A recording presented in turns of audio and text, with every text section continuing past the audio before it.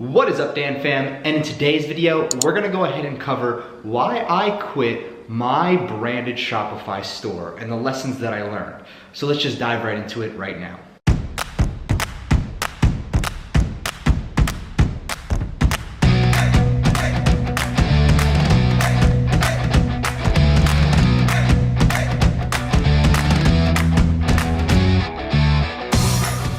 Now before we get started, one of two things. Number one, if you want timestamps, because I'm gonna be covering multiple different topics, they're in the description down below. And if you haven't done so yet, if you aren't registered for the 100K Blueprint waiting list, I suggest you do so if you wanna join the 100K Blueprint waiting list. If you don't know what that is, well, go watch my other videos and you'll see. I don't wanna talk too much about it because it's completely irrelevant for this video as of right now. So let's just get into it right now. Now, before I dive into this, let's discuss what brand, what product this is. It was Vivere Smiles. This, right here, the teeth whitening brand that I went ahead and created and ordered literally thousands of units of these particular products. And there's a lot of lessons that I want to talk to you about in regards to this product right here, what I learned and why I didn't pursue it. Even though I spent thousands and thousands of dollars, I spent so much money on it. Looking at it, I'm probably stupid for not pursuing it because of how much money I wasted, but as I reflect on it, I realize it was one of the best decisions I've ever made. Now why? Why is it one of the best decisions? Because it's too time consuming. So what does that mean exactly? You're probably thinking, Dan, if you're so into Shopify, isn't that exactly what it would be, time consuming to build it up? Yes, but one thing that I'm very big on is focusing on the majority of where my money comes from. That's what I want to focus on, the dropshipping business model. To build something like this out, an actual brand, it takes a lot of time and effort. I'm not saying that I'm not willing to put in a lot of time and effort, but at the time when I started it, I had a partner in the particular store, and I was hoping that they would pick up more of the slack and I can just be more so of the money. So unfortunately, it didn't work out that way, and I kind of had to realize, or I didn't have to kind of realize, I did realize that I would actually have to be both, the time and the money. And at that point, it was in my best interest to just own the company in total, and that wasn't gonna happen since we already signed an agreement.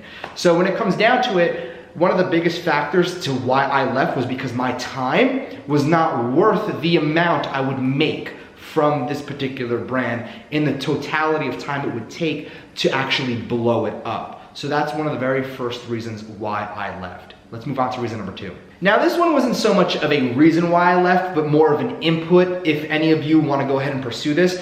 One thing, like I said, I was the money before, right? So one thing that I really focused on was optimizing the heck out of a custom theme or optimizing the site to ensure we had the highest conversions. We actually paid around $1,000 to completely customize the entire store.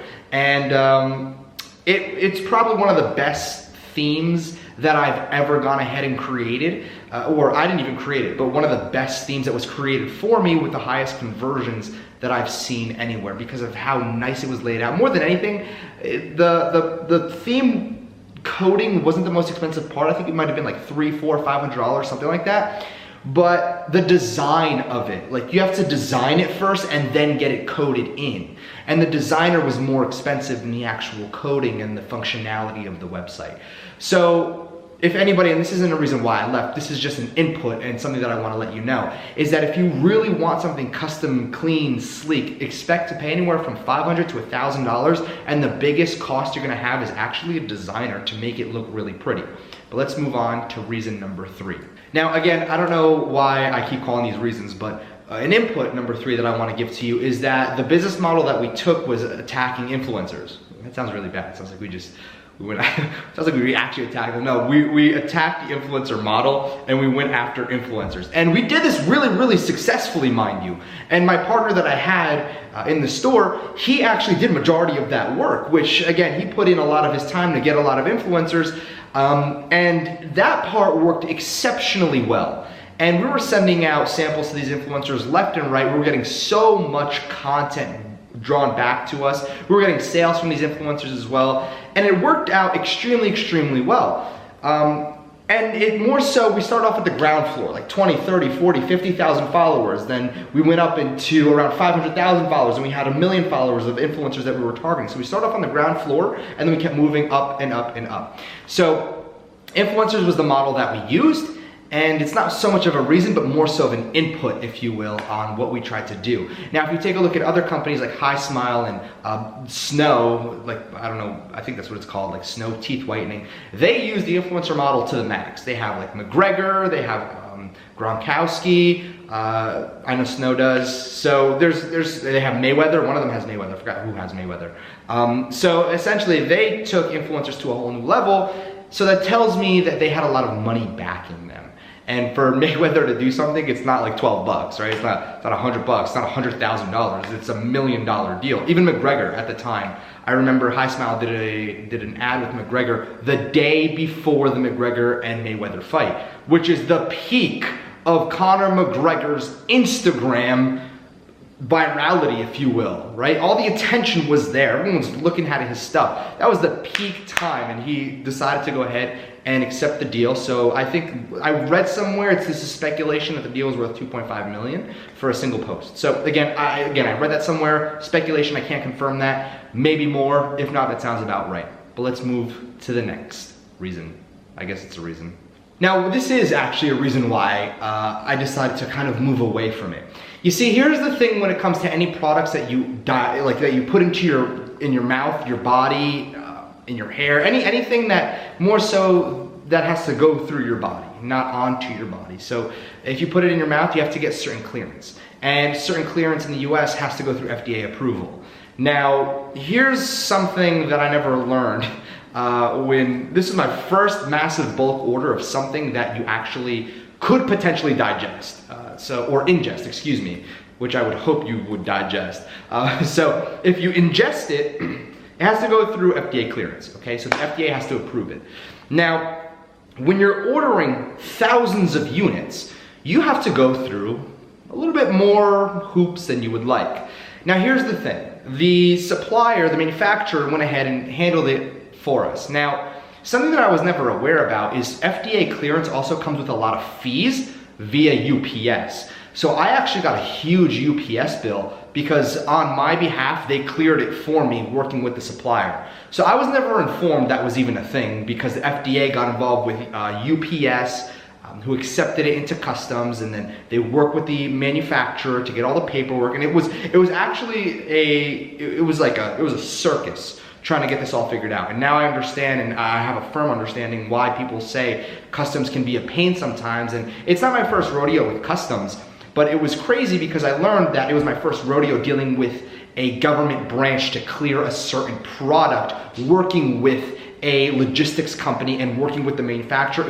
It was literally crazy because I'll never forget this. I think there was a total of 20 boxes, and we got 8 boxes cleared, and then the other ones just stayed in customs. We were like, what is going on here, right? And then that's when I noticed all the letters coming in, and then I got a bill from UPS, and I was like, oh my goodness, there's even more to this, and I had to contact the manufacturer. So it just became a really big headache. And given it was my first time dealing with this experience, so I didn't know what was to come. So if I knew about it, I would have prepared myself and would have taken the actions needed in order to prevent it or to flow smoother. So that was a mistake on my behalf, but something that I had to learn as well. And I would have never learned it if I had never actually went ahead and bulk ordered a product that, quite frankly, is you could ingest. So that's something that I learned. Let's move on to the next reason. So this reason it's one that I have to tread lightly on because I don't want to, it's not bad mouthing anybody, okay? The partner that I had, we were just at different levels, okay? I think more so, we had very different skill sets. And one thing about a partnership that you need to understand, and I knew this, but I went against my own intuition. And when it comes down to a partnership needs to be formed based on strengths. So here's the thing. If the partner that I sought after and agreed to go ahead and partner on this particular venture with had, and I don't want to say nothing to bring to the table because he did have a lot to bring to the table. However, it was nothing that I couldn't do better, right? So it came down to it that if I was the finance and I was able to go ahead and, do what he did at a better, if not same level, then why do I need a partner to split half of the profits with, right? So when it comes down to it, one of the key factors for me walking away was me having that realization that there was nothing so much brought to the table per se. There was more so, again, this is really hard for me to talk about because he's such a smart kid too. It's just that he didn't offer anything that I couldn't do. And there's nothing wrong with that. And I went against my own intuition, like I said before, where I know how to obviously formulate partnerships, I have a ton of partnerships. And I looked at it because, again, he was a great friend, is a great friend, and I decided to go at it, and that was my mistake. But again, like I said, one of the reasons why I backed out was because of the fact that there was nothing brought to the table that I couldn't do, or I couldn't outsource, if you will. And I want to leave it there. I don't want to take this any further, but that's one of the reasons, I don't want to say biggest reasons, it's one of the reasons why I decided to back out of that particular company. Next reason. This is one of those that isn't so much a reason, but something that I want to talk about. The money spent. So around $1,000 for the site. We had an entire Vivere photo shoot with a bunch of different models, and that was cheap. That was like $500 to $1,000. What else? The biggest cost was more so the storage and the actual products. So in total, I'd say it was around $20,000 from start to finish. And that was also running some advertisements, testing, paying some influencers like $100, $200 here and there. So in total, roughly $20,000. So let's go to the very next topic. Let's talk about fulfillment. Now this is where things got really hectic and crazy. Now, I should have known better. However, this stems back to one of those partnership flaws. I didn't want to handle a third-party logistics company. However, meaning I don't want to go ahead and I didn't want to set that all up. I didn't want to set it from customs to me to the third party and setting all that shipping up. Now, given I could have easily done that. All it is slapping a label on all those boxes and sending it to the fulfillment center. However, I didn't want to do that. For some reason, I was stubborn. I refused to do it I don't know why. And till this day, I can't tell you why. I was just so hard-headed on going out there and using a 3PL, third-party logistics. And that bit me in the butt because my partner and I ended up fulfilling all the orders. And out of everything that you learn here, time is my most valuable asset that I have. And that's the most time-consuming thing that you could possibly do. So me not setting it up is a lesson that I hope for anybody who wants to go ahead and create a private label brand. You understand that you either should, number one, not do it yourself, and number two, have a fulfillment center handle all of that for you. Because the time and the actual product storage is such a hassle to deal with, And that's something that I learned and wanted to pass it on to you. Now let's go ahead to the next topic. So why didn't it work? In layman's terms, to sum it all up, time. The time to take to dedicate, this is the first topic I talked about, the time that I took to dedicate to this particular brand just didn't make sense for me money-wise, financially. It didn't make sense for the amount of time and finances that I needed to put forward for the return that would also need to be split. So that's one of the biggest reasons that I'd say like 80% of the reason. The time was not worth the actual return. So what I will say in conclusion is that this particular brand was formulated perfectly and there was a lot of hiccups, okay? There was a lot of hiccups because, number one, my mind was so cloudy, foggy at the time. And if you watch the Manic series, you'll really, really understand that as well.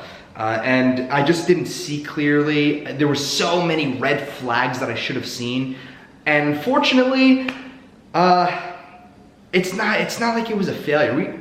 I could have taken that to whole new heights. I wasn't ready, and it wasn't the time for me, and it wasn't my vision. So I didn't want to pursue it. However, I do suggest anybody who wants to go out there private label, do it. It is, first off, it's super profitable. Second, it's great because you can sell out. If you watch yesterday's video, you'll know everything about the whole agent, okay? How to work with the dropshipping agent factor, and that's huge. That's something that I should have done. I should have private labeled and worked with a dropshipping agent in China and had that all figured out, or have the products delivered here to the US and then had it in a third-party logistics company, so a fulfillment center. And that's what I learned. So if there's one big takeaway, is that if you're ever gonna go down that route and follow this model, go ahead and use like a fulfillment center. They're super, super useful. They're there for a reason. So again, Dan Fam Notification Squad, I hope you learned a lot from this video. And if you haven't, then you probably haven't watched the whole thing.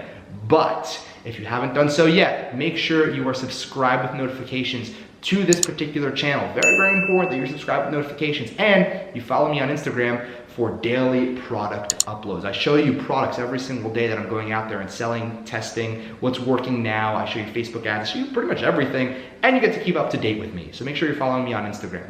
So again, that is it for this particular video. If you have any questions, just go ahead and shoot me a DM on Instagram, at me on Twitter, or just leave a comment down below. Pretty simple, that's how you reach me. And I'm gonna try to answer them as fast as I can. I get thousands of comments every single day, so I'm sorry if I overlook yours, but if you wanna reach me, the best place would be Twitter or Instagram DM. So again, without any further ado, ladies and gentlemen, it's been a pleasure to create another video. I hope everybody has a fantastic Sunday, and I will see you tomorrow.